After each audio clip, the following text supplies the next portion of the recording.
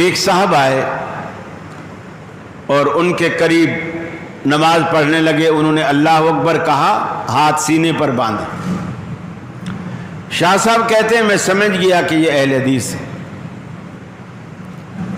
وہ گیا تو دوسرا آ گیا, اس نے اللہ اکبر کہا اور پیٹ پہ باندھ دیے.